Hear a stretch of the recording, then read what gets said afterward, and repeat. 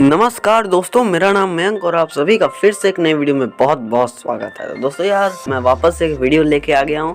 तो यार, आज के इस वीडियो में हम लोग सीखेंगे कि हम लोग किस प्रकार से जो 9 वोल्ट का बैटरी होता है वो हम घर में बना सकते हैं। जैसे कि देख लो भाई, अगर आप बाजार से जो 9 वोल्ट का बैटरी को लाते हो तो भाई मुझे मालूम है उसका एम्पियर कितना कम होता है और जल्दी डिस्चार्ज भी हो जाता है। तो यार, इस वीडियो को शुरू से लेकर एंड तक देखते रहो। कोई भी डाउट होगा भाई तो नीचे कमेंट में जरूर कर देना। होप करूंगा कि इस वीडियो के एंड तक आपका जितना भी डाउट है सारा डाउट क्लियर हो गया हो। मैं पूरी तरीके से कोशिश करूंगा कि सारा डाउट को क्लियर कर दूं और कोई भी आपके दिमाग में संकोच ना रहे। तो भाई, वीडियो को कंटिन्यू रखो और एंड तक जरूर देखते रहो।